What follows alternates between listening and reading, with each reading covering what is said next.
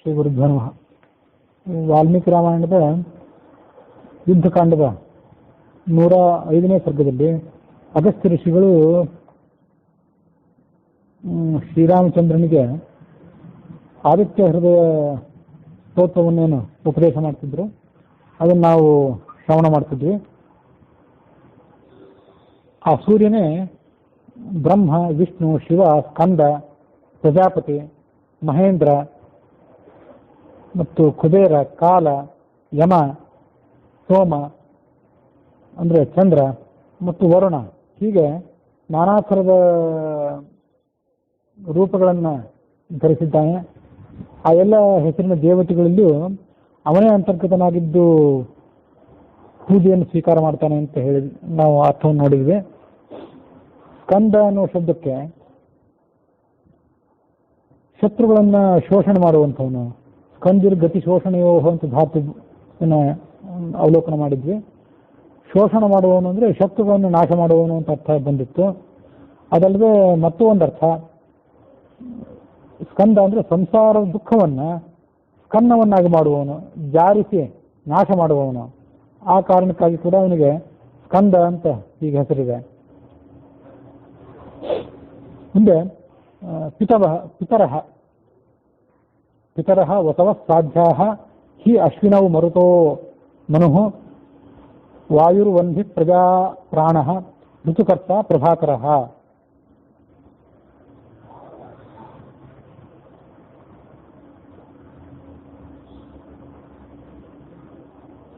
ಪಿತರಃ ಇವನು ಅಗ್ನಿಶ್ವಾತ್ತ ಮೊದಲಾದ ಪಿತೃದೇವತೆಗಳೇನಿದ್ದಾರೆ, ಯಾವ ಪಿತೃದೇವತೆಗಳಿಗೆ ನಾವು ದಿನ ತರ್ಪಣ ಕೊಡ್ತೇವೆ, ಆ ಪಿತೃದೇವತೆಗಳ ಸ್ವರೂಪದಲ್ಲಿದ್ದವನು. ಪಿತರಃ ಅಂದರೆ ಪಿತೃಶಬ್ದಕ್ಕೆ ಪಾಂತಿ ಇತಿ ಪಿತರಃ, ಪಾಲನೆ ಮಾಡುವವರು, ಎಲ್ಲರನ್ನು ಪಾಲನೆ ಮಾಡುವವರಾದ್ರಿಂದ ಅವರಿಗೆ ಪಿತೃದೇವತೆಗಳು ಅಂತ ಹೀಗೆ ಹೆಸರಿದೆ. ಇವನು ಆ ಪಿತೃದೇವತೆಗಳ ಶರೀರದಲ್ಲಿ ಅಂತರ್ಗತನಾಗಿದ್ದುಕೊಂಡು ಪೂಜೆಯನ್ನು ಸ್ವೀಕಾರ ಮಾಡ್ತಾನೆ.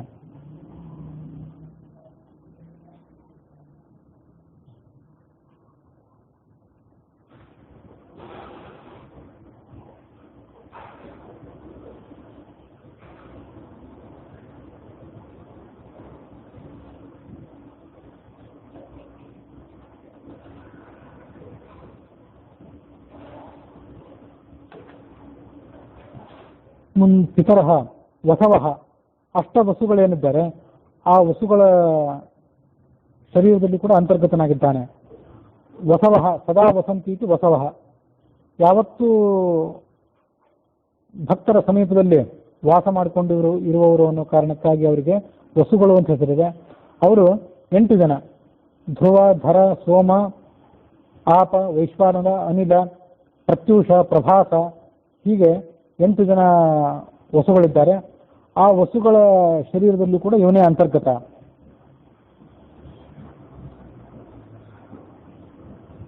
ಈ ವಸು ಅನ್ನುವ ಶಬ್ದಕ್ಕೆ ಮತ್ತೂ ಒಂದು ಅರ್ಥವನ್ನು ಕೂಡ ನಾವು ಗಮನಿಸಬಹುದು.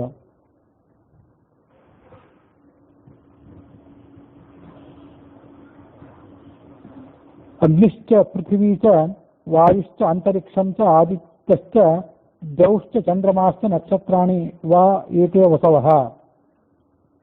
ಅಗ್ನಿ, ಪೃಥ್ವಿ, ವಾಯು, ಅಂತರಿಕ್ಷ ಅಂದರೆ ಆಕಾಶ, ಆದಿತ್ಯ ಅಂದರೆ ಸೂರ್ಯ, ಚಂದ್ರ ಮತ್ತು ನಕ್ಷತ್ರ, ಇವೆಲ್ಲದಕ್ಕೂ ವಸುಗಳು ಅಂತ ಹೇಳೋದು ಕೂಡ ಒಂದು ವೇದದ ಭಾಗದಲ್ಲಿ ಕಂಡಿದೆ. ಆ ವಸುಗಳ ಶರೀರದಲ್ಲಿ ಕೂಡ ಇವನೇ ಅಂತರ್ಗತ. ಪಿತರಃ ವಸವಃ ಸಾಧ್ಯಾಃ.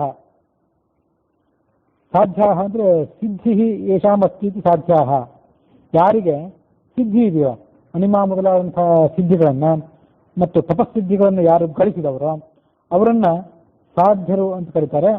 ಅವರ ಶರೀರದಲ್ಲಿ ಕೂಡ ಈತನೇ ವಾಸ ಮಾಡಿಕೊಂಡಿದ್ದಾನೆ.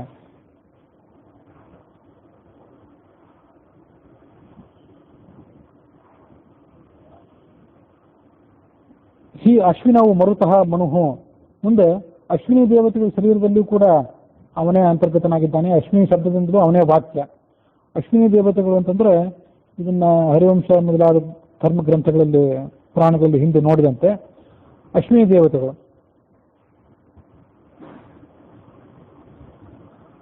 ಸೂರ್ಯ ಮತ್ತು ಆತನ ಪತ್ನಿ ಸಂಜ್ಞಾದೇವೇನಿದ್ರು ಅವರಿಬ್ಬರು ಕುದುರೆಗಳ ರೂಪವನ್ನು ತಾಳಿದಾಗ ಅವರಿಂದ ಹುಟ್ಟಿದವರು ಇಬ್ಬರು ಅಶ್ವಿನಿ ದೇವತೆಗಳು. ಆ ಅಶ್ವಿನಿ ದೇವತೆಗಳ ಶರೀರದಲ್ಲಿದ್ದವನು ಈ ಪರಮಾತ್ಮ ಮತ್ತು ಆ ಅಶ್ವಿನಿ ಅನ್ನೋ ಶಬ್ದದಿಂದಲೂ ಕೂಡ ಇವನೇ ವಾಚ್ಯನಾದವನು.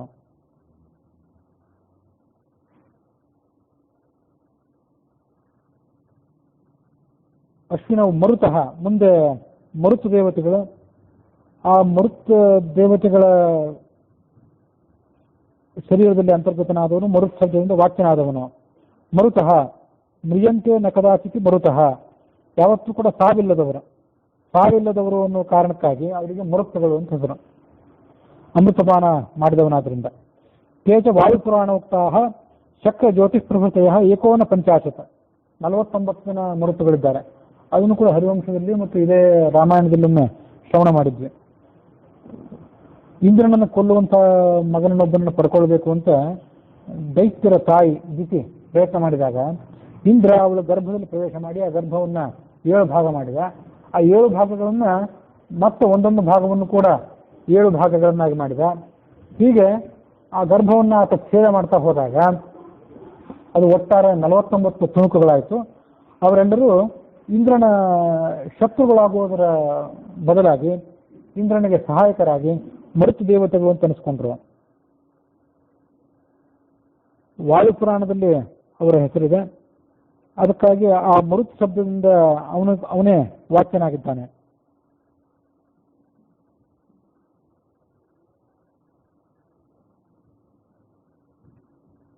ಮರುತಃ ಮುಂದೆ ಮನುಹು ಅಂದ್ರೆ ಮನನಾಥ್ ಮನುಹು, ನಾಣ್ಯೋತೋಸ್ತಿ ಮಂತ ಅಂತ ಶ್ರುತಿ ಇದೆ, ವೇದ ಇದೆ. ಈ ಭಗವಂತನಕ್ಕಿಂತ ಹೊರತಾಗಿ ಮನನ ಮಾಡುವವನು ಎಲ್ಲ ಮಂತ್ರಗಳನ್ನ, ಮಹಾ ಮಂತ್ರಗಳನ್ನ, ವೇದಾದಿ ತತ್ಶಾಸ್ತ್ರಗಳನ್ನ ಸರಿಯಾಗಿ ಮನನ ಮಾಡುವವನು ಮತ್ತು ಅದನ್ನು ತಿಳಿದುಕೊಂಡವನು. ಅದಕ್ಕಾಗಿ ಅವನಿಗೆ ಮನು ಅಂತ ಹೆಸರು. ಮುಂದಿನ ಶಬ್ದ ವಾಯು ಅಂದ್ರೆ ಅವನು ಭೂಲೋಕ ಸಂಚಾರಿ. ಈ ಭೂಲೋಕದಲ್ಲಿ ಯಾರು ಸಂಚಾರ ಮಾಡ್ತಾನಲ್ಲ ಆ ವಾಯು ಶಬ್ದದಿಂದ ಅವನೇ ವಾಚ್ಯನಾದವನು. ಅದಕ್ಕೊಂದು ಅರ್ಥ ವಾತಿ ಇತಿ ವಾಯು, ವಾ ಗತಿ ಗಂಧನಯೋ ಅಂತ ಧಾತು. ನಿತ್ಯ ಗಮನಶೀಲವಾದದ್ದು, ಯಾವತ್ತೂ ಚಟುವಟಿಕೆಯಿಂದ ಇರುವಂಥದ್ದು, ಮತ್ತು ಗಂಧನಯೋ ದುರ್ಗಂಧ ಸುಗಂಧಗಳನ್ನ ಜನರ ಅನುಭವಕ್ಕೆ ತಂದು ಒಡ್ಡುವಂಥದ್ದು. ಅದಕ್ಕಾಗಿ ಅದನ್ನ ವಾಯು ಅಂತ ಕರೀತಾರೆ. ಸುರಭೀಕರೋತಿ, ಸರ್ವಕರ್ಮ ಸರ್ವ ಕಾಮ ಸರ್ವಗಂಧ ಸರ್ವರಸ ಅಂತ ವೇದ ಇದೆ, ಈ ಶ್ರುತಿ ಇದೆ. ಸರ್ವಗಂಧ, ಎಲ್ಲ ರೀತಿಯಾದ ಗಂಧಗಳ ಅನುಭವಕ್ಕೂ ಕೂಡ ಅವನೇ ಕಾರಣ. ಎಲ್ಲ ರೀತಿಯಾದ ಸುಗಂಧಗಳ ಮುಖ್ಯ ಅರ್ಪಣೆಗೆ ಅವನೇ ಮೂಲ. ಆ ಕಾರಣಕ್ಕಾಗಿ ಆತನನ್ನು ವಾಯು ಅಂತ ಕರೀತಾರೆ. ವಾಯು ವನ್ಹಿ, ಮುಂದೆ ಅವನನ್ನು ವನ್ಹಿ ಅಂತ ಕರೀತಾರೆ. ವಾಯು ಮತ್ತು ಪ್ರಾಣ ಅನ್ನುವಂಥ 2 ಶಬ್ದಗಳನ್ನು ಕೆಲವು ಕಡೆ ಪ್ರಯೋಗ ಮಾಡಿದ್ದಿದೆ. ವಾಯು ಅಂತಂದ್ರೆ ಭೂಲೋಕದಲ್ಲಿ ಸಂಚಾರ ಮಾಡುವಂಥ ವಾಯು, ಸುತ್ತಮುತ್ತಲು ಸಂಚಾರ ಮಾಡುವಂಥದ್ದು. ಪ್ರಾಣ ಅಂದ್ರೆ ಶರೀರದ ಒಳಗೆ ಸಂಚಾರ ಮಾಡುವಂಥ ಪ್ರಾಣ. ವಾಯು ಶಬ್ದದಿಂದಲೂ ಅವನೇ ವಾಚ್ಯ, ಪ್ರಾಣ ಶಬ್ದದಿಂದಲೂ ಆ ಭಗವಂತನೇ ವಾಚ್ಯ. ವಾಯು ಅಂತಂದ್ರೆ ಗಮನಶೀಲವಾದದ್ದು, ಸುಗಂಧ ದುರ್ಗಂಧಗಳ ಜ್ಞಾನವನ್ನು ಕೊಡುವಂಥದ್ದು ಅಂತ ಬಂತು. ಪ್ರಾಣ ಅಂತಂದ್ರೆ ಅನಚೇಷ್ಟಾಯ ಅಂತ ಧಾತು. ಅನ ಅನ್ನುವ ಕ್ರಿಯಾಪದಕ್ಕೆ ಚೇಷ್ಟೆ, ಎಲ್ಲ ಜೀವಿಗಳ ಚೇಷ್ಟೆಗೆ ಚಟುವಟಿಕೆಗಳಿಗೆ ಅವನ ಕಾರಣ. ಹೀಗಾಗಿ ಮೂಲ ಶಬ್ದ ಅದು ಅನ ಅಂತೇಳಿ. ಆದ್ರೆ ಪ್ರ ಅಂತ ಉಪಸರ್ಗ ಸೇರಿದ್ರಿಂದ ಆ ಪ್ರ ಉಪಸರ್ಗದಲ್ಲಿರುವಂತಹ ರಕಾರದ ನಿಮಿತ್ತವಾಗಿ ಅನ ಅನ್ನುವಲ್ಲಿನ ನ ಬದಲಾವಣೆ ಆಗಿ ನ ಆಯಿತು. ರಾಮ ಅಯನ, ಅಯನ ಅಂದ್ರೆ ಕಥೆ, ಅದು ರಾಮನ ಕಥೆ ಆದ್ರಿಂದ ಅದು ರಾಮಾಯಣ ಅಂತ ನ ಹೇಗಾಯ್ತು, ಹಾಗೆ ಅದು ಪ್ರಾಣ ಅನ್ನುವ ಶಬ್ದ. ಉಳಿದಂತೆ ಅಪಾನ ವ್ಯಾನ ಉದಾನ ಸಮಾನ ಅಷ್ಟೇ, ಅಲ್ಲೆಲ್ಲ ನ ಇಲ್ಲ. 5 ಪ್ರಾಣಗಳು, ಪ್ರಾಣ ಅಪಾನ ವ್ಯಾನ ಉದಾನ ಸಮಾನ. ಉಳಿದ 4ರಲ್ಲಿ ರ ಇಲ್ಲ ಆದ್ರಿಂದ ಅವೆಲ್ಲ ಉದಾನ ಸಮಾನ ಅಪಾನ ಅಂತ ಕರೆಸ್ಕೊಂಡ್ವು. ಇದು ಒಂದರಲ್ಲಿ ರ ಇದ್ದಂದ್ರೆ ಇದು ಪ್ರಾಣ ಆಯಿತು. ಹೀಗೆ ಪ್ರಾಣ ಅಂದ್ರೆ ಶರೀರದ ಒಳಗಿರುವಂಥದ್ದು, ವಾಯು ಅಂದ್ರೆ ಹೊರಗಿರುವಂಥದ್ದು. ವಾಯುರು ವನ್ಹಿ ಪ್ರಜಾಪ್ರಾಣ, ಪ್ರಜೆಗಳಿಗೆಲ್ಲ ಈತ ಪ್ರಾಣ. ಇವನು ಎಲ್ಲ ಪ್ರಜೆಗಳ ಚಟುವಟಿಕೆಗಳಿಗೆ ಕಾರಣೀಭೂತನಾದವನು. ಅದಕ್ಕಿಂತ ಮೊದಲಿರುವಂಥ ಶಬ್ದ ಅಂದ್ರೆ ವನ್ಹಿ ಅನ್ನುವಂಥ ಶಬ್ದ ಇದೆ.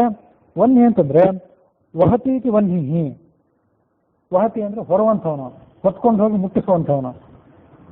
ಅಗ್ನಿಗೆ ವನ್ಹಿ ಅಂತ ಕರೀತಾರೆ. ಅದೇ ಅರ್ಥ ಭಗವಂತನಲ್ಲಿ ಕೂಡ ಮುಖ್ಯವಾಗಿ ಪ್ರಸಿದ್ಧ ಆಗಿದೆ. ಕಾರಣ ಏನಂತಂದ್ರೆ, ನಾವು ದೇವತೆಗಳಿಗೆ ನೇರವಾಗಿ ಆಹುತಿಯನ್ನು ಕೊಡುವಂತಿಲ್ಲ. ನಾವು ಕೊಟ್ಟ ಆಹುತಿಯನ್ನ ದೇವತೆಗಳಿಗೆ ಒಯ್ದು ಮುಟ್ಟಿಸುವಂತಹ ಅಗ್ನಿ. ಅಗ್ನಿಯನ್ನ ಪುರೋಹಿತ ಅಂತ ಕರೀತಾರೆ, ದೇವತೆಗಳ ಪುರೋಹಿತ ಅಂತ ಕರೀತಾರೆ ಅಗ್ನಿಯನ್ನು. ಅಗ್ನಿಮೀಳೆ ಪುರೋಹಿತಂ ಅಂತ ಋಗ್ವೇದದ ಮೊದಲನೇ ಸೂಕ್ತ. ಹಾಗಾಗಿ ಹವ್ಯವನ್ನ, ನಾವು ಕೊಟ್ಟಂತಹ ಹವ್ಯವನ್ನ ಒಯ್ದು ದೇವತೆಗಳಿಗೆ ಮುಟ್ಟಿಸುವವನು, ದೇವತೆಗಳ ಮುಖ ಆತ. ಆ ಕಾರಣಕ್ಕಾಗಿ ಅವನನ್ನ ವನ್ಹಿ ಅಂತ ಕರೀತಾರೆ. ಇಷ್ಟಾಪೂರ್ತಂ ಬಹುಧಾ ಜಾತಂ ಜಾಯಮಾನಂ ವಿಶ್ವಂ ಬಿಭರ್ತಿ ಭುವನಸ್ಯ ನಾಭಿಹಿ ತದೇವಾಗ್ನಿಸ್ತದ್ವಾಯುಸ್ತತ್ ಸೂರ್ಯಸ್ತದ್ ಚಂದ್ರಮಾಹ ಇತಿ ಶ್ರುತೇಹೇ. ಹೀಗೆ ವೇದ ಇದೆ. ಅಗ್ನಿಯನ್ನ ವನ್ಹಿ ಅಂತ ಕರೀತಾರೆ, ಯಾಕಂದ್ರೆ ದೇವತೆಗಳಿಗೆ ಹವ್ಯವನ್ನು ಮುಗಿಸುವವನಾದ್ರಿಂದ. ಪರಮಾತ್ಮ ಯಾಕೆ ವನ್ಹಿ ಅಂತಂದ್ರೆ, ಅಗ್ನಿ ಒಳಗಿದ್ದೂ ಕೂಡ ಅವನ ಕೆಲಸವನ್ನು ಸುಗಮವಾಗಿ ಮಾಡಿಕೊಡುವವನು. ಆ ಅಗ್ನಿಯನ್ನು ಪ್ರೇರೇಪಿಸಿ ಆತನ ಕಡೆಯಿಂದ ಆ ಕೆಲಸ ಮಾಡಿ ಆತನಿಗೆ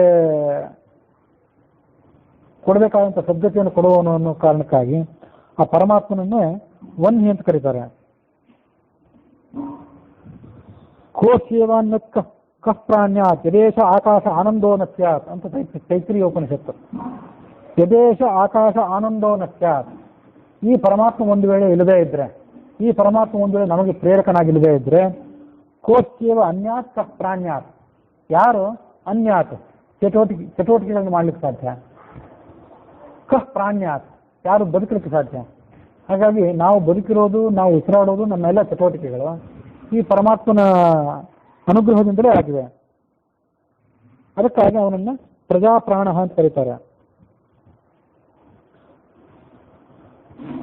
ಋತುಕರ್ತ ಪ್ರಭಾಕರ ಅಂತ ಮುಂದೊಂದು ಮಾತಿದೆ. ಋತುಕರ್ತ ಅವನು ಎಲ್ಲ ಋತುಗಳನ್ನು ಕೂಡ ಈ ಜಗತ್ತಿನಲ್ಲಿ ಚಾಲನೆಗೊಳಿಸುವಂಥವನು. ಋತು ಅಂತಂದ್ರೆ ಆದ್ಯತೆ ಐತಿ. ಋತು ಒಂದಾದ್ಮೇಲೆ ಒಂದು ಬರ್ತಾ ಹೋಗ್ತದೆ. ವಸಂತ ಋತು ಆದ್ಮೇಲೆ ಗ್ರೀಷ್ಮ ಋತು, ಶರದ್ ಋತು, ಶಿಶಿರ ಋತು, ಹೀಗೆ ಒಂದಾದ್ಮೇಲೆ ಒಂದು ಋತುಗಳು ಮುಂದುವರಿತಾ ಹೋಗ್ತವಾದ್ರಿಂದ ಅವುಗಳಿಗೆ ಋತು ಅಂತ ಹೆಸರು. ಆ ಋತುಗಳಿಗೆ ಇವನೇ ಕಾರಣ. ಸಹಸ್ರನಾಮದಲ್ಲಿ, ವಿಷ್ಣು ಸಹಸ್ರನಾಮದಲ್ಲಿ ಋತು ಸುದರ್ಶನ ಕಾಲ ಅಂತ ಮಾತಿದೆ. ಈ ಎಲ್ಲ ಶಬ್ದಗಳಿಗೆ ಈ ವ್ಯಾಖ್ಯಾನಗಳಲ್ಲಿ ಕಂಡು ಬಂದಂತೆ, ನನಗೂ ಸ್ವಲ್ಪ ಮಟ್ಟಿಗೆ ತೋರಿಸಿದಂತೆ, ನಾವೇನು ಅರ್ಥಗಳನ್ನು ಹೇಳ್ತಿದ್ದೇವಲ್ಲ, ಇವು ಬಹಳ ಸೀಮಿತವಾದಂಥ ಅರ್ಥಗಳಾದವು. ಇವೆಲ್ಲ ಶಬ್ದಗಳಿಗೆ ಒಂದೊಂದು ಶಬ್ದಕ್ಕೆ 100 ಅರ್ಥ ಹೇಳ್ಬೋದು. ಕಾರಣ ಏನಂತಂದ್ರೆ,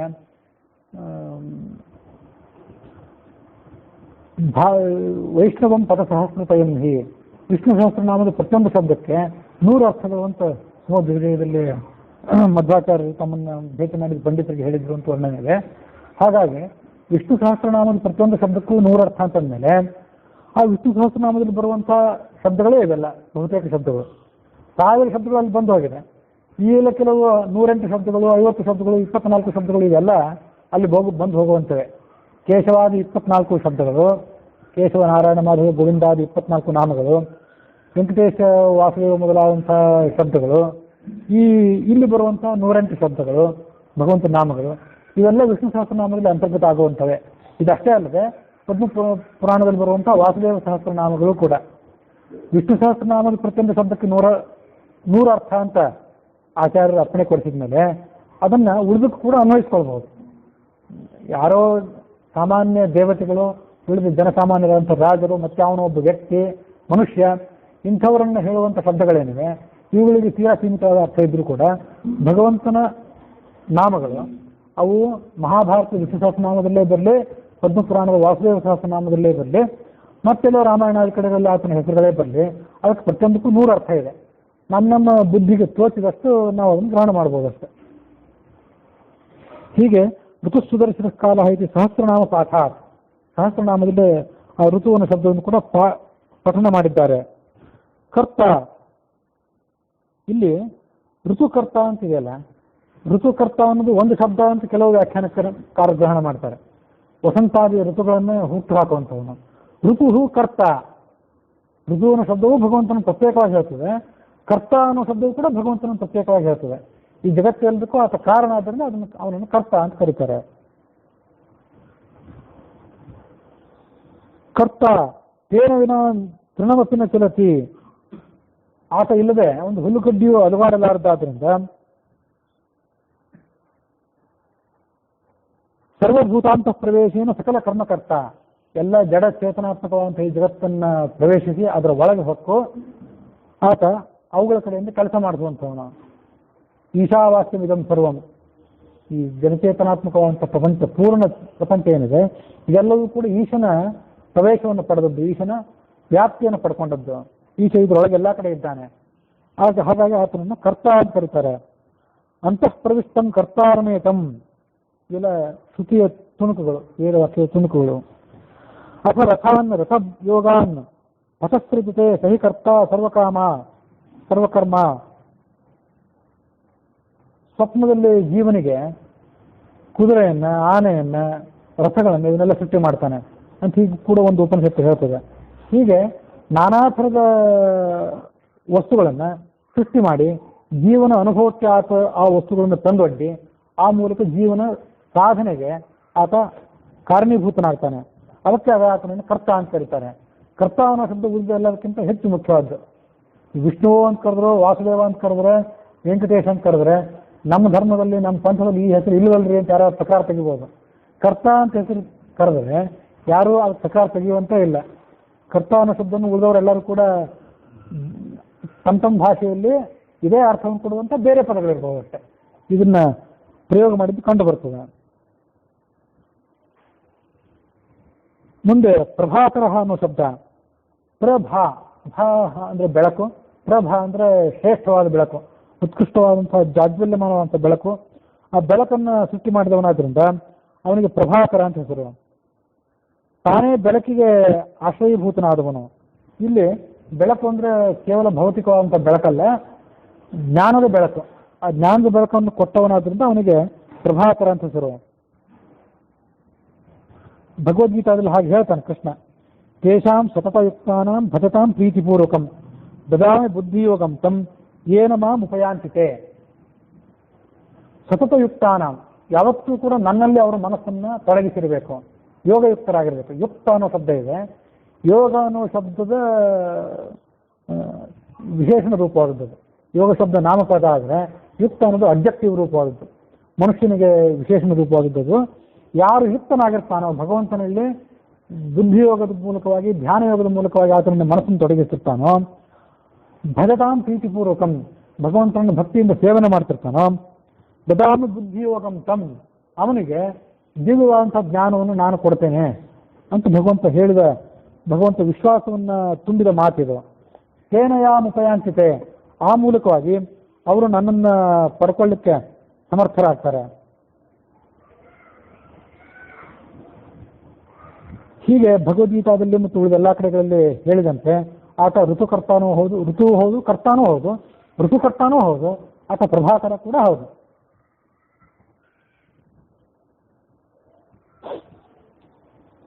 ಅಧುನಾ ಸ್ತೋತ್ರ ಸ್ವರೂಪಂ ದರ್ಶಯತಿ. ಇಲ್ಲಿ ತನಕ ಈ ಎರಡು ಶ್ಲೋಕಗಳೇನು ಬಂತಲ್ಲ, ಏಷ ಬ್ರಹ್ಮಾತಿ ವಿಷ್ಣುಶ್ಚ ವಿಶ್ವಸ್ಕಂದ ಪ್ರಜಾಪತಿ ಮಹೇಂದ್ರೋ ಧನದ ಕಾಲೋ ಯಮಃ ಸೋಮೋ ಹ್ಯತಾಂಪತಿ, ಈ 7, 8 ಮತ್ತು 6, 7, 8, 9 ಈ 4 ಶ್ಲೋಕಗಳೇನು ಬಂತಲ್ಲ, ಇದು ಆದಿತ್ಯ ಹೃದಯದ ಸ್ತೋತ್ರದಲ್ಲಿ ಸೇರಿದ್ದಲ್ಲ. ಇದು ಸೂರ್ಯನ ಸ್ತೋತ್ರ ಅಷ್ಟೇ. ಇದು ಆದಿತ್ಯ ಹೃದಯ ಸ್ತೋತ್ರ ಮೂಲತಃ ಇಲ್ಲಿಂದ ಪ್ರಾರಂಭ ಆಗ್ತದಂತೆ. ಆದಿತ್ಯ ಸವಿತಾ ಸೂರ್ಯ ಖಲಃ ಪೂಜಾ ಗಪಸ್ತಿಮಾನ್ ಸುವರ್ಣ ಸದೃಶೋ ಭಾನು ಹಿರಣ್ಯರೇತ ದಿವಾಕರ ಅಂತ ಇಲ್ಲಿಂದ ಆದಿತ್ಯ ಹೃದಯ ಸ್ತೋತ್ರ ಪ್ರಾರಂಭ ಆಗ್ತದೆ ಅಂತ ವ್ಯಾಖ್ಯಾನಕಾರರು ಅದನ್ನ ಹೇಳ್ತಾರೆ.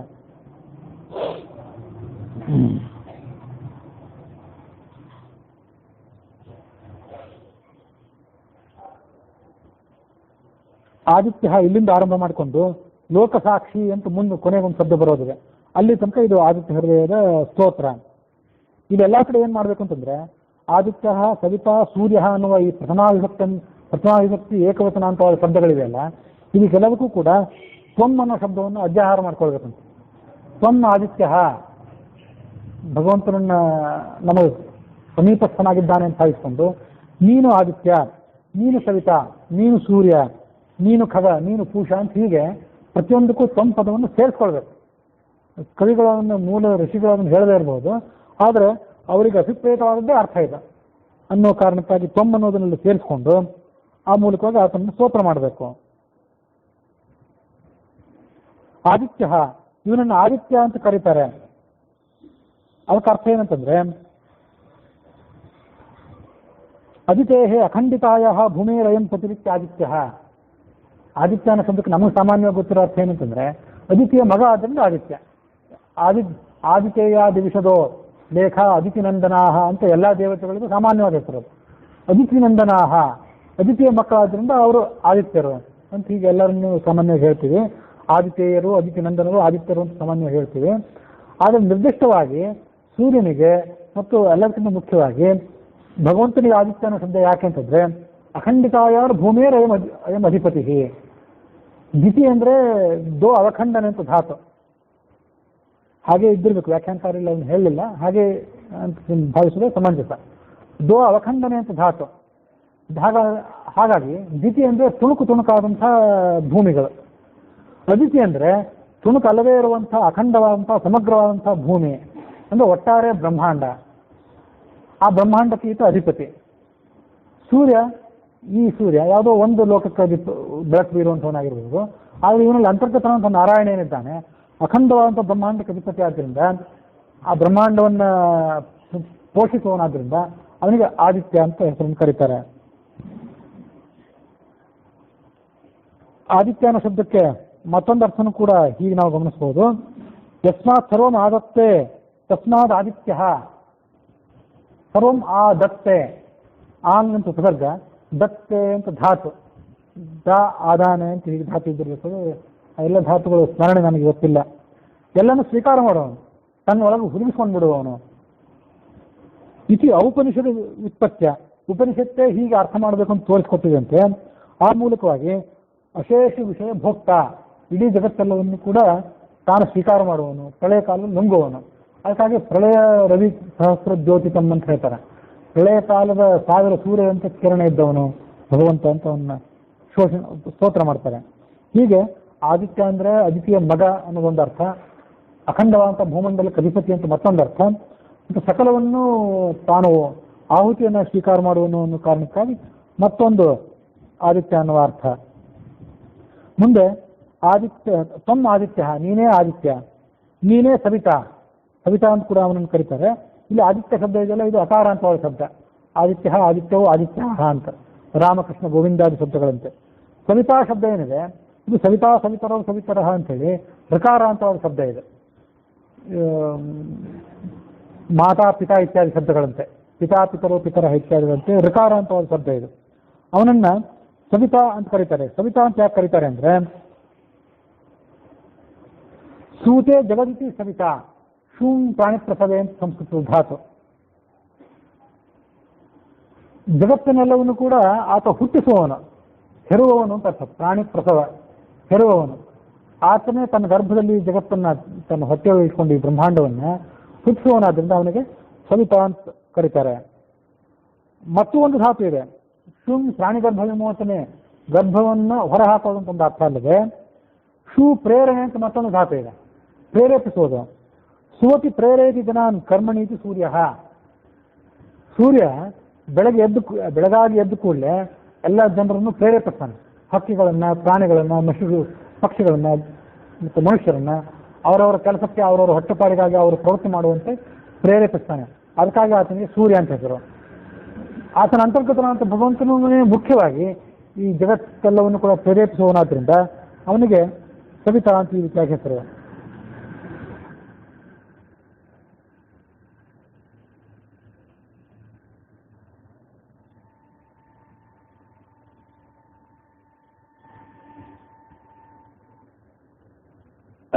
ಮುಂದೆ ಸೂರ್ಯ ಅಂತ ಶಬ್ದ ಇದೆ.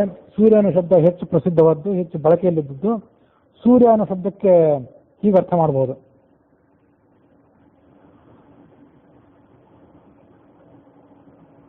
ಸುವತಿ ಪ್ರೇರೇತಿ ಕರ್ಮಣೀತಿ ಸೂರ್ಯ. ಸೂರ್ಯ ಅನ್ನೋ ಶಬ್ದಕ್ಕೂ ಮತ್ತು ಸವಿತಾ ಅನ್ನೋ ಶಬ್ದಕ್ಕೂ ಒಂದೇ ಅರ್ಥ, ಎಲ್ಲ ಜನರನ್ನು ಪ್ರೇರೇಪಿಸುವವನು.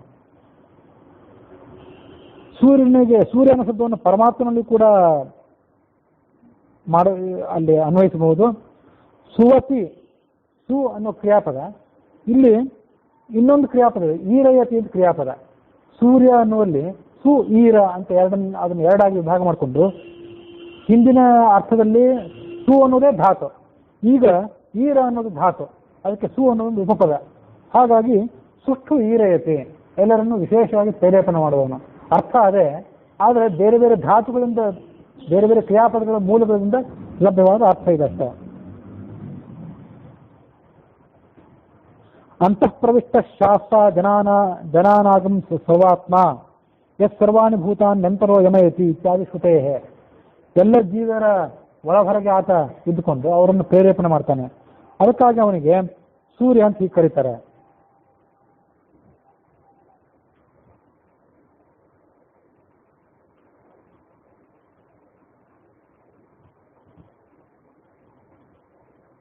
ಮುಂದೆ ಸೂರ್ಯ ಅನ್ನುವ ಶಬ್ದ ಆದ ಮೇಲೆ ಖಗ ಅಂತ ಹೆಸರಿದೆ.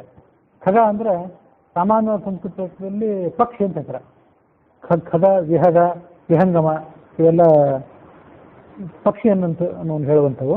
ಯಾಕೆಂತಂದ್ರೆ ಆ ಎಲ್ಲ ಶಬ್ದಗಳಿಗೂ ಅರ್ಥ ಒಂದೇ. ಖ ಅಂದ್ರೆ ಆಕಾಶ, ಅಲ್ಲಿ ಗ ಅಂದ್ರೆ ಸಂಚಾರ ಮಾಡುವಂಥದ್ದು. ಖಗ, ವಿಹಗ, ವಿಹಾಯಸ್ ಅಂದ್ರೆ ಆಕಾಶ, ಆಕಾಶದಲ್ಲಿ ಸಂಚಾರ ಮಾಡುವುದು ಅನ್ನೋ ಕಾರಣಕ್ಕಾಗಿ ಅದನ್ನ ವಿಹಗ ಅಂತ ಕರೀತಾರೆ, ಅಥವಾ ವಿಹಂಗಮ ಅಂತ ಕರೀತಾರೆ. ಖಗ, ವಿಹಗ, ವಿಹಂಗಮ ಈ ಮೂರಕ್ಕೂ ಒಂದೇ ಅರ್ಥ. ಇಲ್ಲಿ ಖ ಅಂತಂದ್ರೆ ಖಂ ಪರಮಾಕಾಶಂ, ಆಕಾಶವನ್ನ ಆತ ವ್ಯಾಪಿಸ್ಕೊಂಡಿದ್ದವನಾದ್ರಿಂದ ಅವನಿಗೆ ಖಗ ಅಂತ ಕರೀತಾರೆ. ಅಂತರಿಕ್ಷ ಒಂದೇ ಅಲ್ಲ, ಎಲ್ಲೆಲ್ಲಿ ಸ್ಪೇಸ್ ಇದೆಯೋ, ಎಲ್ಲೆಲ್ಲಿ ಜಾಗ ಇದೆಯೋ ಆ ಜಾಗವನ್ನೆಲ್ಲವನ್ನೂ ತುಂಬಿಕೊಂಡವನಾದ್ರಿಂದ ಆ ಪರಮಾತ್ಮನೇ ಮುಖ್ಯವಾಗಿ ಖಗ. ಯೋ ಅಸ್ಯ ಅಧ್ಯಕ್ಷ ಪರಮೇ ವ್ಯೋಮನ್ ಇತಿ ಶ್ರುತೇ. ಈ ಜಗತ್ತೆಲ್ಲದಕ್ಕೂ ಆತ ಅಧ್ಯಕ್ಷ, ಜಗತ್ತೆಲ್ಲವನ್ನು ಒಳ ಹೊರಗೆ ಆತ ನಿಂತ್ಕೊಂಡು ಅದನ್ನು ನೋಡ್ತಿದ್ದಾನಾದ ಕಾರಣಕ್ಕಾಗಿ ಅವನನ್ನ ಖಗ ಅಂತ ಕರೀತಾರೆ. ಲೋಕೋಪಕಾರಾರ್ಥಂ ಆಕಾಶೇ ಸಂಚರನ್ ಇತ್ಯರ್ಥ. ಇನ್ನೊಂದು ವ್ಯಾಖ್ಯಾನ, ಆಕಾಶ ಅವನಿಗೆ ಖಗ ಅಂತ ಹೆಸರು ಯಾಕೆ ಅಂತಂದ್ರೆ ಆಕಾಶದಲ್ಲಿ ಆತ ಸಂಚಾರ ಮಾಡ್ತಾನೆ. ಯಾತ ಕಾರಣಕ್ಕಾಗಿ ಅಂತಂದ್ರೆ ಲೋಕೋಪಕಾರಾರ್ಥಂ, ಜಗತ್ತಿಗೆ ಮಳೆ ಬೆಳೆಯನ್ನು ಕೊಡುವ ಕಾರಣಕ್ಕಾಗಿ ಆಕಾಶದಲ್ಲಿ ಆತ ಸಂಚಾರ ಮಾಡ್ತಾನೆ. ಆದ್ದರಿಂದ ಅವನನ್ನು ಖಗ ಅಂತ ಕರೀತಾರೆ. ಮುಂದೆ ಪೂಷಾ ಅಂತ ಈ ರೀತಿಯಾಗಿ ಹೆಸರು. ಪೂಷಾ ಅಂತಂದ್ರೆ ಪುಷ್ಟವಂತ ಧಾತು, ಹಾಲನ್ನೇ ಪೋಷಣೆ ಮಾಡೋದು, ಜಗತ್ತಿಗೆ ಪೋಷಣೆಯನ್ನು ಒದಗಿಸುವವನು ಅನ್ನೋ ಕಾರಣಕ್ಕಾಗಿ ಅವನಿಗೆ ಪೂಷಾ ಅಂತ ಕರೀತಾರೆ. ವರ್ಷೇಣ ಪುಷ್ಣಾತಿ ಜಗದಿತಿ ಪೂಷಾ, ಮಳೆ ಬರೆಸುವ ಮೂಲಕ ಈ ಜಗತ್ತನ್ನು ಆತ ಪೋಷಣೆ ಮಾಡ್ತಾನಾದ್ರಿಂದ ಅವನಿಗೆ ಪೂಷಾ ಅಂತ ಈ ರೀತಿಯಾಗಿ ಹೆಸರಿದೆ. ಪೂಷಾ ಅನ್ನೋದಕ್ಕೆ ಸ್ಥಿತಿಕರ್ತ ಅಂತ ಕೂಡ ಹೀಗೆ ಅರ್ಥ ಮಾಡ್ಬೋದು. ಜಗತ್ತನ್ನು ಸೃಷ್ಟಿ ಮಾಡಿ ಅದನ್ನ ಪಾಲನೆ ಮಾಡುವವನು, ಆ ಕಾರಣಕ್ಕಾಗಿ ಅವನನ್ನು ಪೂಷಾ ಅಂತ ಕರೀತಾರೆ. ಮುಂದೆ ಗಭಸ್ತಿಮಾನ್ ಅಂತ ಹೀಗೆ ಹೆಸರಿದೆ. ಗಭಸ್ತಿ ಅನ್ನುವ ಶಬ್ದಕ್ಕೆ ಕಿರಣ ಅಂತ ಅರ್ಥ, ಸಾಮಾನ್ಯವಾದ ಸಂಸ್ಕೃತ ವ್ಯಾಖ್ಯಾನ ಪ್ರಕಾರ. ಗಭಸ್ತಯ ಕಿರಣಾ ಅಶಸಂತಿ ಇತಿ ಗಭಸ್ತಿಮಾನ್. ಸುವರ್ಣ ಸದೃಶಃ, ಕಿರಣಗಳ ಮಾಲೆಯನ್ನು ಧರಿಸಿದವನಾದ್ರಿಂದ ಅವನಿಗೆ ಗಭಸ್ತಿಮಾನ್ ಅಂತ ಹೀಗೆ ಹೆಸರಿದೆ. ಗಭಸ್ತಿಮಾನ್ ಅನ್ನೋದಕ್ಕೆ ಇನ್ನೊಂದು ವ್ಯಾಖ್ಯಾನದಲ್ಲಿ ಹೀಗೊಂದು ಸುಂದರವಾದಂತಹ ಅರ್ಥವನ್ನು ಹೇಳ್ತಾರೆ. ಗಾಂ ದಿಶಂ ವ್ಯಾಪ್ಯ ಭಾಸ್ತಿ ಪ್ರಕಾಶಯತಿ ಇತಿ ಗಭಸ್ತಿ. ಇಲ್ಲಿ ಗಭಸ್ತಿ ಅಂತಂದ್ರೆ ಗೋ ಅಂದ್ರೆ ಆಕಾಶ, ಆ ಆಕಾಶವನ್ನೆಲ್ಲವನ್ನು ಕೂಡ ವ್ಯಾಪಿಸಿಕೊಂಡು ಪ್ರಕಾಶಿಸುವಂಥ ವ್ಯಕ್ತಿ, ಆ ವ್ಯಕ್ತಿಗೆ ಗಭಸ್ತಿ ಅಂತ ಹೆಸರು. ಅವಳು ಯಾರು ಅಂದ್ರೆ ಸರ್ವವ್ಯಾಪಿನಿ ಲಕ್ಷ್ಮೀ, ಎಲ್ಲಾ ಕಡೆ ವ್ಯಾಪಿಸಿಕೊಂಡಿರುವಂಥ ಲಕ್ಷ್ಮೀ ದೇವಿಗೆ ಗಭಸ್ತಿ ಅಂತ ಹೆಸರು. ಗಭಸ್ತಿಮಾನ್ ಅಂತಂದ್ರೆ ಆ ಲಕ್ಷ್ಮೀ ದೇವಿಯನ್ನು ತನ್ನ ವಕ್ಷಸ್ಥಳದಲ್ಲಿ ಯಾವತ್ತೂ ಕೂಡ ಇಟ್ಕೊಂಡಂಥವನು, ಲಕ್ಷ್ಮೀ ದೇವಿಯಿಂದ ಎಂದೆಂದಿಗೂ ಕೂಡ ವಿಯೋಗವಿಲ್ಲದವನು, ವಿರಹವಿಲ್ಲದವನು. ಆ ಕಾರಣಕ್ಕಾಗಿ ಅವನನ್ನು ಗಭಸ್ತಿಮಾನ್ ಅಂತ ಕರೀತಾರೆ. ಲಕ್ಷ್ಮೀ ಸರ್ವವ್ಯಾಪಿನಿ ಅನ್ನೋದಕ್ಕೆ ಹೀಗೆ ಕೆಲವು ಶ್ರುತಿ ಪುರಾಣಗಳ ಉದಾಹರಣೆಯನ್ನು ಕೂಡ ಕೊಡ್ತಾರೆ. ಯಥಾ ಸರ್ವಗತೋ ವಿಷ್ಣು ಸ್ಥೇಯಂ ದ್ವಿಜೋತ್ತಮ ಇದು ಪರಾಶರ ವಚನ ಸಿದ್ಧಂ. ಪರಾಶರ ಸ್ಮೃತಿಯಲ್ಲಿ ಭಗವಂತ ಹೇಗೆ ಎಲ್ಲ ಕಡೆ ವ್ಯಾಪಿಸಿಕೊಂಡಿದ್ದವನು ಹಾಗೆ ಲಕ್ಷ್ಮೀ ದೇವಿಯು ಕೂಡ ಎಲ್ಲ ಕಡೆ ವ್ಯಾಪಿಸಿಕೊಂಡಿದ್ದವಳು ಅನ್ನೋ ಕಾರಣಕ್ಕಾಗಿ ಅವಳನ್ನು ಸರ್ವವ್ಯಾಪಿನಿ ಅಂತ ಕರೀತಾರೆ.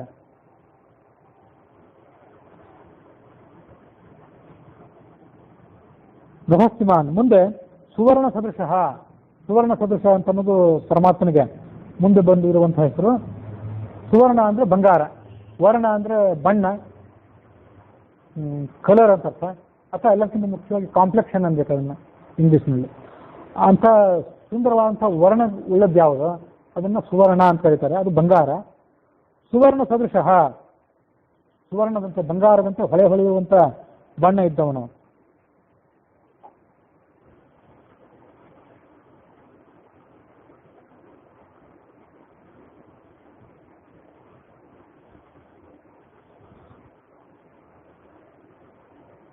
ಕೆಲವು ಕಡೆ ಇದನ್ನ ಸುವರ್ಣ ಸದೃಶ ಅಂತ ಬದಲಾಗಿ ಸುಪರ್ಣ ಸದೃಶ ಅಂತ ಹೇಳಿದ್ದಿದೆ. ಸುವರ್ಣ ಬದಲಾಗಿ ಸುಪರ್ಣ ಅಂತ ಪಾಠಾಂತರ ಇದೆ. ಆ ಸುಪರ್ಣ ಅಂತನ್ನುವಲ್ಲಿ ಏನು ಅರ್ಥ ಮಾಡ್ಬೇಕಂತಂದ್ರೆ, ಸುಪರ್ಣ ಅಂದ್ರೆ ಪರಮಾತ್ಮನಿಗೆ ಸುಪರ್ಣ ಅಂತ ಕರಿಬೇಕು. ಸುಂದರವಾದಂಥ ಅರ್ಥ ಇದೆಲ್ಲ, ಇದನ್ನು ಗಮನಿಸ್ಬೇಕು. ಶೋಭನವು ಪರ್ಣವು ಪಕ್ಷವು ವೇಸು ಸಹ ಸುಪರ್ಣ ಪರಮಾತ್ಮ. ಪರಮಾತ್ಮನಿಗೆ 2 ರೆಕ್ಕೆಗಳಿವೆಯಲ್ಲ, ಬಹಳ ಸುಂದರವಾದಂಥ ರೆಕ್ಕೆಗಳಂತವು. ಅದಕ್ಕಾಗಿ ಆ ಪರಮಾತ್ಮನನ್ನ ಸುಪರ್ಣ ಅಂತ ಕರೀತಾರೆ. ದ್ವಾಸುಪರ್ಣ ಸವಿಜಾಸಖಾಯ ಸಮಾನಂ ವೃಕ್ಷಂ ಅಭಿಷತ್ಸಜಾತೆ ಇತಿ ಶ್ರುತೇಹೇ. 2 ಹಕ್ಕಿಗಳು ಈ ಜಗತ್ತೆಂಬ ಗಿಡವನ್ನು ಆಶ್ರಯಿಸಿಕೊಂಡಿವೆ.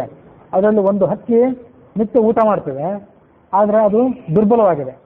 ಮತ್ತೊಂದು ಹಕ್ಕಿ ಎಂದೂ ಊಟ ಮಾಡಿಲ್ಲ, ಯಾವ ಭೋಗವನ್ನು ಅದು ಅನುಭವಿಸಿಲ್ಲ, ಆದರೆ ಅದು ದಷ್ಟಪುಷ್ಟವಾಗಿದೆ ಅಂತ ಹೀಗೆ ಈ 2 ಹಕ್ಕಿಗಳನ್ನು ವರ್ಣನೆ ಮಾಡ್ತಾರೆ.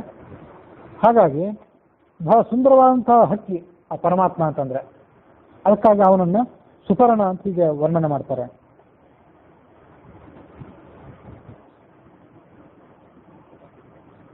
ಸುಪರ್ಣ ವರ್ಣ, ಹೀಗೆ ಸುಪರ್ಣ ಸದೃಶ, ಸುಂದರವಾದಂಥ ಆಕಾರ ಇದ್ದವನು.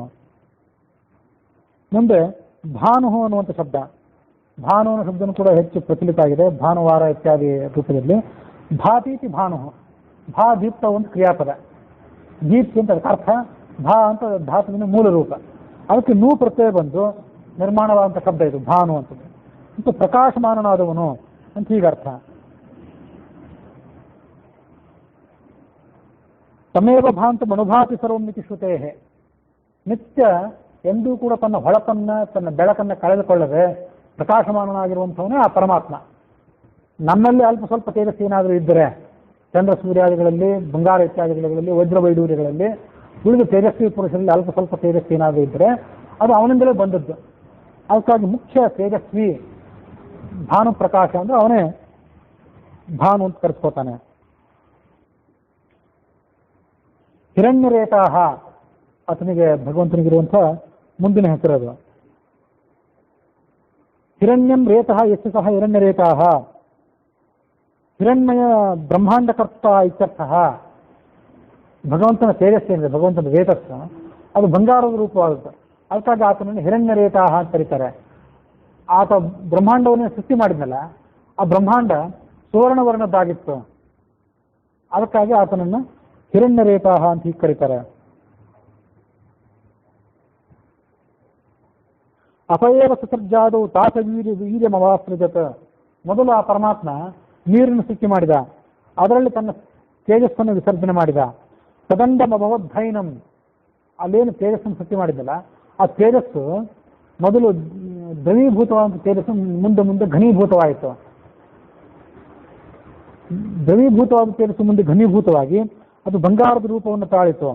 ತದಂಡಮಭವದ್ಧೈಮಂ, ಹೈಮ ಅಂದರೆ ಬಂಗಾರದ ರೂಪವನ್ನು ಅದು ತಾಳಿತು.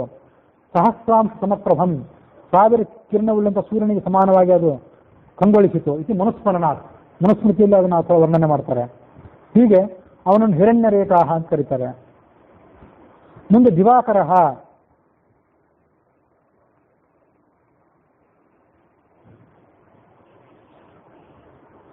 ದಿವಾಕರೋತಿ ದಿವಾಕರ. ದಿವಾ ಅಂದರೆ ಹಗಲು, ಹಗಲನ್ನು ಸೃಷ್ಟಿ ಮಾಡುವವನು. ಆತ ಉದಯಿಸಿದ ಕೂಡಲೇ ಅದಕ್ಕೆ ಹಗಲು ಅಂತ ಕರೀತಾರೆ, ಇಲ್ಲದಿದ್ರೆ ಅದೆಂದೂ ಕೂಡ ರಾತ್ರಿಯೇ. ಹಗಲನ್ನ ಅಥವಾ ಹಗಲಿನ ಬೆಳಕನ್ನು ಆತ ಹುಟ್ಟಿಸುವವನಾದ್ರಿಂದ ಅವನಿಗೆ ದಿವಾಕರ ಅಂತ ಹೆಸರು. ಮತ್ತೂ ಒಂದಿದೆ, ದಿವಾ ಅಂದರೆ ಹಗಲಿನಲ್ಲಿ ಪ್ರಾಣಿಗಳ ಚೇಷ್ಟೆಯನ್ನು ಮಾಡಿಸ್ತಾನೆ. ರಾತ್ರಿ ಕಾಲದಲ್ಲಿ ಪ್ರಾಣಿಗಳನ್ನು ಮಲಗಿಸ್ತಾನೆ, ಹಗಲಿನಲ್ಲಿ ಪ್ರಾಣಿಗಳನ್ನು ನೆಬ್ಬಿಸಿ ಅವುಗಳ ಕಡೆಯಿಂದ ಚೇಷ್ಟೆ ಮಾಡಿಸ್ತಾನೆ. ಅದಕ್ಕಾಗಿ ಆತನಿಗೆ ದಿವಾಕರ ಅಂತ ಹೆಸರು.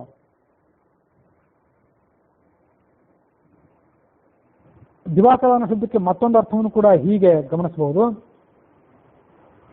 ದ್ಯುತಿಂ ಕರೋತಿ ಇತಿ ದಿವಾಕರ. ದ್ಯುತಿ ಅಂದರೆ ಬೆಳಕು, ಜ್ಞಾನದ ಬೆಳಕು. ಜ್ಞಾನದ ಬೆಳಕನ್ನು ಆತ ಕೊಡುವವನು, ಅಜ್ಞಾನವನ್ನು ನಿವರ್ತನೆ ಮಾಡುವವನು. ಹಗಲಿನ ಹೊತ್ತು ದಿವಾ ದ್ಯುತಿಂ ಜ್ಞಾನಂ ಕರೋತಿ. ದಿವಾ ಅಂದರೆ ಹಗಲಿನ ಹೊತ್ತು. ಮನುಷ್ಯನಿಗೆ ಹಗಲು ರಾತ್ರಿ ಅಂತಂದರೆ, ರಾತ್ರಿ ಅಂದರೆ ಅಜ್ಞಾನ ಅಂತ ಅರ್ಥ, ಹಗಲು ಅಂದರೆ ಆತನಿಗೆ ಬರ್ಬೋದಂಥ ಜ್ಞಾನ, ಎಚ್ಚರ ಅಂತ ಅರ್ಥ. ಆ ಎಚ್ಚರದ ಅವಸ್ಥೆಯಲ್ಲಿ ಆತ ಪರಮಾತ್ಮ ಜ್ಞಾನವನ್ನು ಪಡ್ಕೋತಾನೆ. ಅದಕ್ಕಾಗಿ ಆ ಜೀವನಿಗೆ ಪರಮಾತ್ಮ ಜ್ಞಾನವನ್ನು ಕೊಟ್ಟವನೇ ಈ ಪರಮಾತ್ಮ. ಅದಕ್ಕಾಗಿ ಆತನನ್ನು ದಿವಾಕರ ಅಂತ ಕರೀತಾರೆ. ಹರಿದಶ್ವ ಸಹಸ್ರಾತಿ ಸಪ್ತ ಸಪ್ತಿರ್ ಮರೀಚಿಮಾನ್ ತಿಮಿರೋನ್ಮಥನ ಶಂಭು ಸ್ವಸ್ಥ ಮಾರ್ಕಂಡ ಅಂಶುಮಾನ್ ಅಂತ 11ನೇ ಶ್ಲೋಕ. ಆ 11ನೇ ಶ್ಲೋಕದ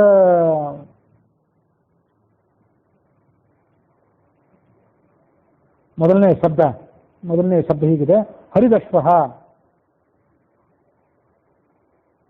ಹರಿತಃ ಶ್ಯಾಮಾಹ ಅಶ್ವಾಹ ಅಸ್ತಿ ಸಂತಿ ಇತಿ ಹರಿದಶ್ವ. ಅಶ್ವ ಅಂದ್ರೆ ಕುದುರೆ, ಹರಿತ್ ಅಂದ್ರೆ ಹಸಿರು. ಹಸಿರು ಬಣ್ಣದ ಕುದುರೆಗಳಿವೆ ಅಂತ ಆತನ ರಥಕ್ಕೆ, ಆ ಸೂರ್ಯನಾರಾಯಣನ ರಥಕ್ಕೆ. ಅದಕ್ಕಾಗಿ ಆತನನ್ನು ಹರಿದಶ್ವ ಅಂತ ಕರೀತಾರೆ.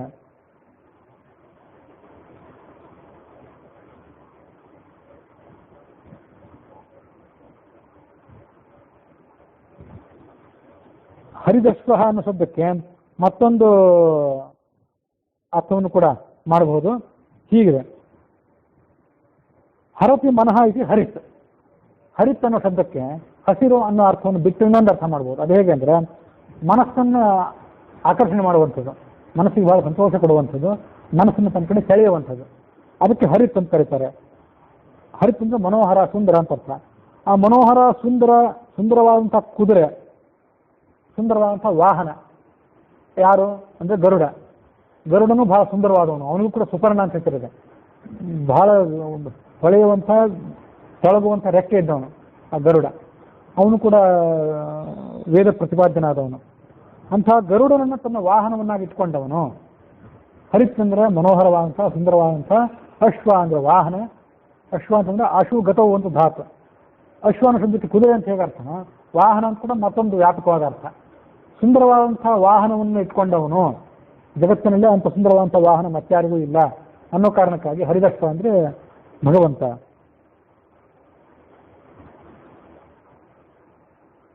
ಅದ್ರ ಮುಂದೆ ಬರುವಂಥ ಶಬ್ದ ಅಂತಂದ್ರೆ ಸಹಸ್ರಾರ್ಚಿ.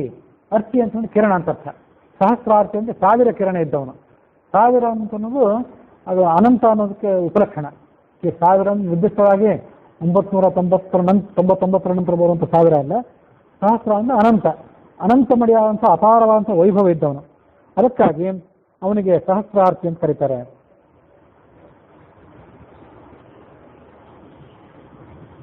ಅದಕ್ಕೆ ಇನ್ನೊಂದು ಹೀಗೆ ಅರ್ಥ ಹೇಳ್ತಾರೆ: ಕಿರಣ ಅಂದ್ರೆ ಬರೇ ಕಿರಣ ಅಂತ ಅರ್ಥ ಅಲ್ಲ, ಅರ್ಚ್ಯತೆ ಐತಿ ಅರ್ಚಿ, ಸದ್ಗುಣ ಅಂತ ಅರ್ಥ. ಅರ್ಚಿ ಅನ್ನೋ ಶಬ್ದಕ್ಕೆ ಸದ್ಗುಣ, ಕಲ್ಯಾಣ ಗುಣ ಅಂತ ಅರ್ಥ. ಸಹಸ್ರಾರ್ಚಿ ಅಂದ್ರೆ ಅನಂತ ಕಲ್ಯಾಣ ಗುಣ ಇದ್ದವನು, ಅನಂತವಾದಂಥ ವೈಭವ ಇದ್ದವನು.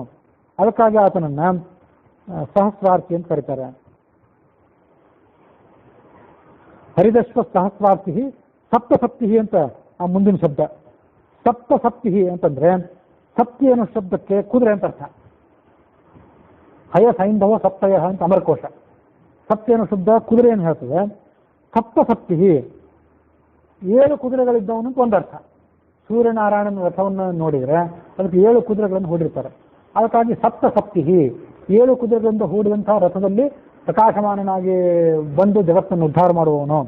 ಅದಕ್ಕಾಗಿ ಆತನನ್ನ ಸಪ್ತಸಪ್ತಿ ಅಂತ ಕರೀತಾರೆ. ಅಲ್ಲಿ ಆ ಸಪ್ತ ಅನ್ನೋ ಶಬ್ದಕ್ಕೆ 7 ಅಂತ ಅರ್ಥ ಮಾಡಿದೆ. ಸಪ್ತ ಅನ್ನೋ ಶಬ್ದಕ್ಕೆ ಭಗವಂತನ ಕುದುರೆ, ಭಗವಂತನ ಒಂದು ಕುದುರೆಗೆ ಸಪ್ತ ಅಂತಾನೆ ಹೆಸರಿದೆ. ಸಪ್ತನಾಮ ಸಪ್ತಿ ಅಶ್ವ ಯಶಾಸು ಸಪ್ತಸಪ್ತಿ.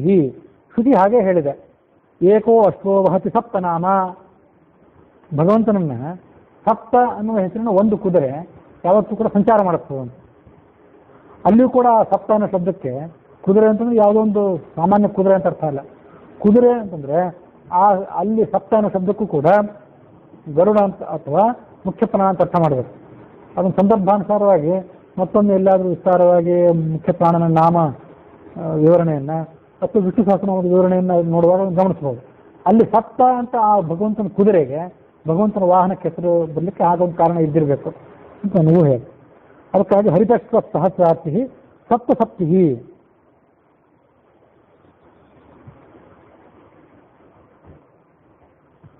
ಇಲ್ಲಿ ಇವೆಲ್ಲ ಶಬ್ದಗಳೇನು ಬರ್ತಿವೆ ಅಲ್ಲ, ಈ ಎಲ್ಲ ಶಬ್ದಗಳಿಂದ ನಡುವೆ ಒಂದೊಂದು ಅವತಾರ, ಭಗವಂತನ ಒಂದೊಂದು ಅವತಾರವನ್ನು ಸೂಚನೆ ಮಾಡಿದಂತಾಯಿತು ಅಂತ ವ್ಯಾಖ್ಯಾನಕಾರ ಹೇಳ್ತಾರೆ. ಒಂಟಿ ಕುದುರೆಯನ್ನು ಏರಿ ಬರುವವನು ಅಂದರೆ ಅನೇನು ಕಲ್ಕಿ ಅವತಾರ ಸೂಚಿತ. ಕೃಷ್ಣಾವತಾರ ಬೌದ್ಧಾವತಾರಗಳ ನಂತರ ಕೊನೆಗೆ ಬರುವಂಥ ಅವತಾರವೇ ಕಲ್ಕಿ ಅವತಾರ. ಕುದುರೆಯನ್ನೇರಿ ಕೈಯಲ್ಲಿ ಖಡ್ಗವನ್ನು ಹಿಡ್ಕೊಂಡು ಆತ ಬಂದು ದುರುಳರನ್ನು ತೊರೆಯುವವನು. ಅದಕ್ಕಾಗಿ ಕಲ್ಕಿಯ ಅವತಾರವನ್ನು ಈ ಸಪ್ತಸಪ್ತಿ ಅನ್ನೋ ಶಬ್ದದಿಂದ ಸೂಚನೆ ಮಾಡಿದಂತಾಯಿತು. ಸಪ್ತಸಪ್ತಿ ಮರೀಚಿಮಾನ್. ಮರೀಚಿ ಅನ್ನೋ ಶಬ್ದಕ್ಕೆ ಕಿರಣ ಅಂತ ಅರ್ಥ ಇದೆ. ಅಮರಕೋಶಾದಿ ಕೋಶಗಳಲ್ಲಿ ಆ ಅರ್ಥ ನಮಗೆ ಸುಲಭವಾಗಿ ಸಿಗ್ತದೆ. ಇಲ್ಲಿ ಮರೀಚಿ ಅಂತಂದ್ರೆ ಮತ್ತೊಂದು ಅರ್ಥ ಇದೆ. ಮ್ರಿಯಂತೆ ಶತ್ರುವಃ ಅನೇನೈತಿ ಮರೀಚಿ. ಯಾವುದು ಶತ್ರುಗಳಿಗೆ ಘಾತಕವೋ ಅದಕ್ಕೆ ಮರೀಚಿ ಅಂತ ಕರೀತಾರೆ. ಭಗವಂತನ ಮುಖ್ಯ ಆಯುಧವೇ ಚಕ್ರ, ಎಲ್ಲ ಶತ್ರುಗಳನ್ನು ತೊರೆದು ಹಾಕುವಂಥದ್ದು. ಅದಕ್ಕಾಗಿ ಆ ಚಕ್ರಕ್ಕೆ ಮರೀಚಿ ಅಂತ ಹೆಸರು. ಮರೀಚಿ ಮಾನವ ಚಕ್ರಾಯುಧ ಉಳ್ಳವನು ಅಂತ ಅರ್ಥ. ಉಪಲಕ್ಷಣ ಇತರಾಯುಧಾನ. ಚಕ್ರಾಯುಧ ಒಂದೇ ಅಲ್ಲ, ಚಕ್ರಾಯುಧದಂತೆ ಉಳಿದ ಆಯುಧಗಳನ್ನು ಕೂಡ ಧರಿಸಿದವನು ಅಂತ ಹೀಗೆ ಅರ್ಥ ಮಾಡಬೇಕು. ಶಂಖಚಕ್ರ ಗದಾಧರ ಅಂತ ಅವನಿಗೆ ಅರ್ಥ, ಅದಕ್ಕೆ ಒಟ್ಟಾರೆ ಅರ್ಥ ಮರೀಚಿಮಾನ ಅನ್ನೋ ಶಬ್ದಕ್ಕೆ. ಸಾಮಾನ್ಯವಾದ ಅರ್ಥ ಬೆಳಕಿದ್ದವನು. ಇದು ಸಾಮಾನ್ಯವಾದ ಅರ್ಥ. ಶಂಖಚಕ್ರ ಗದಾ ಮೊದಲಾದಂಥ 4 ಆಯುಧಗಳನ್ನು ಧರಿಸಿದವನು ಅನ್ನೋ ಕಾರಣಕ್ಕಾಗಿ ಆತನಿಗೆ ಮರೀಚಿ ಅಂತ ಅನ್ನೋದು ವಿಶೇಷವಾದ ಅರ್ಥ. ಹರಿದಶ್ವ ಸಹಸ್ರಾರ್ಥಿ ಸಪ್ತಸಪ್ತಿ ಮರೀಚಿಮಾನ್. ಹೀಗೆ 11ನೇ ಶ್ಲೋಕದ ಆ ಪೂರ್ವಾರ್ಧ ಏನಿತ್ತು ಮರೀಚಿಮಾನ್, ಅಲ್ಲಿ ತನಕ ಇವತ್ತು ಅರ್ಥಗಳನ್ನು ಗಮನಿಸಿದ್ವಿ. ತಿಮಿರೋನ್ನಸನ ಶಂಭು ಸ್ಪಷ್ಟ ಮಾರ್ತಂಡ ಅಂಶುಮಾನ್ ಅನ್ನುವ 11ನೇ ಶ್ಲೋಕದ ಉತ್ತರಾರ್ಥ ಏನಿದೆ, ಉತ್ತರಾರ್ಧ, ಅದರ ಅರ್ಥವನ್ನು ನಾಳೆ ದಿವಸ ಶ್ರವಣ ಮಾಡೋಣ.